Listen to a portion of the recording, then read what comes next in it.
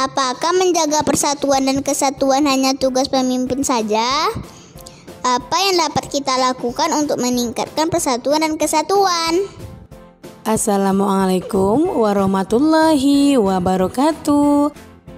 Halo anak-anak hebat, apa kabar? Bertemu kembali dengan channel Ibu Amelia Madonna. Baiklah, sebelum memulai pembelajaran, mari kita berdoa dulu menurut agama dan kepercayaan kita masing-masing. Berdoa mulai. Berdoa selesai. Anak-anak ibu, untuk menjaga kesehatan, kamu jangan lupa menerapkan 4M. Yang pertama, memakai masker. Yang kedua, mencuci tangan dengan benar. Yang ketiga, menjaga jarak. Dan yang keempat, menghindari kerumunan agar kita semua terhindar dari virus corona. Hari ini kita belajar tema 7 kepemimpinan, subtema 2 pemimpin idolaku, pembelajaran 5. Tonton sampai habis ya, jangan di skip. Tujuan pembelajaran kita antara lain: yang pertama, muatan SBDP KD 3.2 dan 4.2, memahami interval nada. Kemarin kamu sudah membaca tentang kisah Sudin yang berangkat ke kota untuk mengikuti lomba pidato. Sudin harus berada di kota tersebut selama beberapa hari. Perlombaan berlangsung selama 3 hari. Panitia kegiatan telah menyediakan penginapan untuk seluruh peserta. Di malam pertama, Sudin harus mengikuti acara budaya yang digelar di sebuah ruangan besar. Sudin bertemu dengan beberapa siswa se-Indonesia. 2 orang peserta menampilkan tari daerah secara berpasangan. Mereka menampilkan tari piring. Sudin memperhatikan dengan cermat penampilan kedua penari. Sudin memperhatikan keunikan dari tari piring yang dipertunjukkan. Tari piring berasal dari Sumatera Barat. Dalam melakukan gerakan, penari menggunakan piring sebagai properti tari. Piring diletakkan pada telapak tangan, lalu digerakkan ke berbagai arah tanpa jatuh. Inilah keunikan tari piring.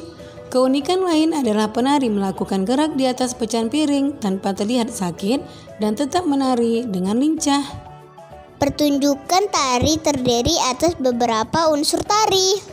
Keunikan suatu tari akibat dan keunikan unsur-unsur tari itu dibandingkan tari-tari lainnya. Apa sajakah unsur-unsur tari itu? Anak-anak hebat, bacalah teks berikut. Unsur tari. Dalam tarian terdapat berbagai unsur yang saling mendukung sehingga memunculkan perpaduan yang harmonis. Keharmonisan itu akan membuat sajian tari menjadi indah dan menarik. Unsur tari terdiri atas gerak, tata busana, tata rias, iringan tari, properti tari, dan tempat pertunjukan.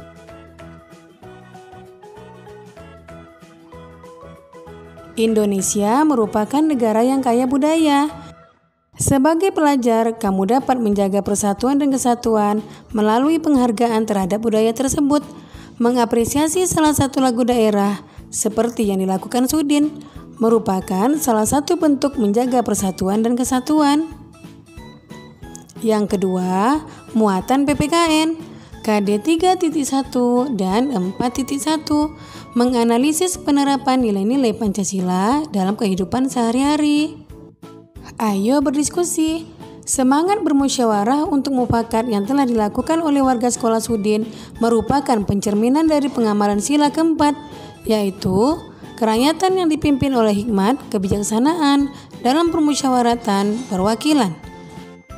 Dalam kelompokmu, ayo sampaikan contoh-contoh kegiatan bermusyawarah di lingkungan sekitarmu. Tuliskan hasil diskusimu dalam bentuk tabel seperti berikut. Nah, setelah selesai kamu mengerjakannya, cocokkanlah jawabanmu dengan jawaban berikut ini. Yang pertama, semangat kekeluargaan, menjenguk teman yang sakit, bermusyawarah, berdiskusi menentukan siapa yang berangkat ke rumah sakit untuk menjenguk teman, gotong royong, membuat makanan bersama untuk dibawa saat menjenguk teman. Kemudian, semangat kekeluargaan menerima keputusan penetapan ketua kelas terpilih, bermusyawarah dalam menentukan ketua kelas. Sedangkan gotong royong, pemilihan ketua kelas dilakukan bersama-sama dengan satu kelas tersebut.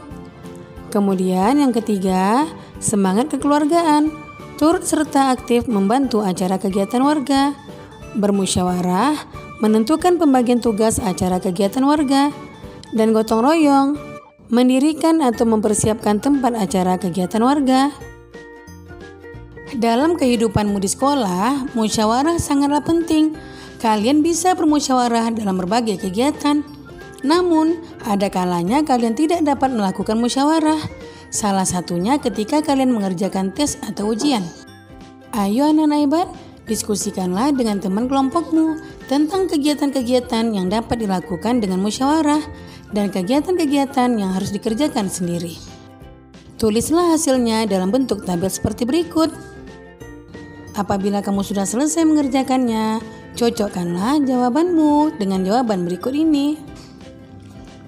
Yang pertama, kegiatan yang dilakukan dengan bermusyawarah, yaitu menentukan ketua kelas, menentukan pembagian piket kelas, merencanakan acara lomba kemerdekaan RI di sekolah, dan membuat kelompok kerja siswa. Sedangkan kegiatan yang tidak dapat dilakukan dengan bermusyawarah, yang pertama, mengerjakan ulangan atau ujian. Yang kedua, melaksanakan tugas piket kelas yang sudah ditentukan. Yang ketiga, membeli jajanan atau makanan ringan. Yang keempat, membuat prakarya, gambar, patung, dan lain-lain. Yang kelima, pergi ke belakang atau ke toilet sekolah. Anak-anak hebat, mari kita baca tes berikut berjudul Pemimpin Idola, Pemimpin yang Jujur. Ida, teman sebangku aku, mungil, berkulit hitam manis, tidak banyak bicara, dan pandai. Ia seorang anak yang sederhana. Ayahnya sudah lama meninggal. Ia hidup bersama ibu dan adiknya. Ida anak yang sangat pandai. Nilai-nilainya yang selalu bagus memberinya kesempatan meneruskan sekolah tanpa biaya. Semua buku pelajaran dan perlengkapan ditanggung oleh sekolah. Ida tak pernah malu dengan kondisi keluarganya. Bahkan ia semakin rajin belajar dan terus berprestasi. Ida juga selalu menjadi tempat bertanya jika teman-temannya mengalami kesulitan dalam pelajaran. Teman-teman memilih Ida sebagai ketua kelas. Pandai, tenang, dapat berkomunikasi dengan baik, serta mampu menjaga ketertiban kelas menjadi modal utamanya. Hari ini, Ibu Tati mengingatkan tentang ulangan matematika. Sebagian siswa tidak siap, termasuk Gugut, si jagoan bola, yang duduk di belakang kami. Waduh, saya belum belajar, Bu. Kemarin saya seharian bermain bola sampai sore. Pulang ke rumah langsung tidur, Bu, protes. Ulangan tetap berlangsung. Gugut resah. Ia menengok ke kiri dan ke kanan. Tiba-tiba ditendangnya kursi Ida dari belakang. Shh, Ida, bantu aku dong. Geser sedikit ke kiri agar aku bisa melihat jawaban di kertas ulanganmu, pinta Gugut. Ida tak bergeming. Ia hanya menggelengkan kepala pelan. Tanpa menengok ke belakang, Gugut mengganggunya lagi. Ayo dong Ida, sekali ini saja. Nanti aku beri kamu uang 10.000 rupiah. Kamu bisa jajan kue di kantin, rayunya. Gugut tahu benar Ida tidak pernah jajan di kantin. Ibunya tidak memberinya bekal uang jajan. Ida selalu membawa sebungkus nasi dan lauk dari rumah.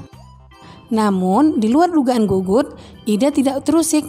Sekali lagi, ia menggeleng pelan. Sampai waktu berakhir, Gugut terpaksa menyerahkan kertas ulangannya dengan lunglai. Pada waktu istirahat, Ida menghampiri Gugut. Maaf ya Gugut, aku bukan tidak ingin membantumu. Menyontek dan memberi contekan pada teman adalah perbuatan tidak jujur. Bahkan, perbuatan tersebut bisa dianggap sebagai korupsi kecil-kecilan, katanya kepada Gugut. Ah Ida, masa menyontek sekali saja dianggap korupsi? Setauku korupsi nilainya miliaran dan hanya dilakukan oleh pejabat berkuasa, kata Gugut. Gugut, justru kita harus melatih diri. Korupsi dan menyontek sama-sama mengambil hak orang lain, bernilai kecil atau besar tetap saja tidak jujur. Kita membiasakan diri bertingkah laku lurus. Mudah-mudahan ketika besar nanti, kita tidak akan tergoda untuk melakukan korupsi dalam bentuk apapun. Ida menambahkan dengan panjang lebar. Aku dan teman-teman sekelas yang ikut mendengarkan percakapan Ida dan Gugut terdiam setuju. Memang tidak salah kami memilih Ida sebagai pemimpin di kelas. Tidak sekedar pandai, ia juga patut dijadikan teladan. Nah, anak-anak hebat, buatlah pertanyaan sebanyak-banyak mungkin tentang cerita tersebut. Berikan pertanyaanmu kepada teman kelompokmu untuk dijawab. Tulislah pertanyaanmu pada tempat berikut ini. Nah, contohnya adalah sebagai berikut. Yang pertama, bagaimana ciri-ciri fisik Ida? Mungil, berkulit hitam manis, tidak banyak bicara, dan pandai. Yang kedua, apa alasan teman-teman memilih Ida menjadi ketua kelas? Karena Ida pandai, tenang, dapat berkomunikasi dengan baik, serta mampu menjaga ketertiban kelas. Pertanyaan ketiga, mengapa Gugut resah ketika hendak ulangan matematika? Ya, karena Gugut belum belajar. Pertanyaan keempat, mengapa Gugut menendang kursi Ida dari belakang? Karena Gugut minta bantuan contekan kepada Ida. Pertanyaan kelima, apa bujukan Gugut agar Ida mau memberikan contekan? Gugut akan memberikan uang 10.000 untuk uang jajan. Mengapa Ida menolak permintaan Gugut? Karena bagi Ida, menyontek dan memberikan contekan adalah perbuatan tidak jujur, bahkan bisa dianggap sebagai korupsi kecil-kecilan. Yang ketiga, muatan bahasa Indonesia. KD 3.3 dan 4.3 menggali isi teks pidato yang didengar dan dibaca. Tapi sebelum kita lanjutkan, jangan lupa kamu tekan tombol like, comment, share, and subscribe ya. Juga tekan tombol lonceng notifikasinya agar kamu tidak ketinggalan video-video pembelajaran terbaru dari channel Ibu Amelia Madonna berikutnya. Terima kasih. Ayo berlatih. Kamu dan teman-temanmu sudah berlatih menilai pidato. Sekarang buatlah teks pidato tentang pentingnya bergotong royong. Gunakanlah struktur yang sudah ditentukan, yaitu salam pembuka, pendahuluan, inti, keterangan lengkap tentang topik disampaikan secara rinci, penutup, dan salam penutup. Siapa yang menciptakan kita berbeda? Apa yang membuat kita berbeda? Bagaimana kita harus menyikapi perbedaan itu? Nah, demikian video pembelajaran Ibu kali ini. Semoga bermanfaat ya. Jangan lupa kamu jaga kesehatan, ikuti protokol kesehatan, tetap di rumah, dan semoga wabah COVID-19 cepat berakhir dan anak-anak Ibu bisa datang ke sekolah lagi, bertemu teman-teman dan guru yang dicintai. Sekian, Assalamualaikum warahmatullahi wabarakatuh.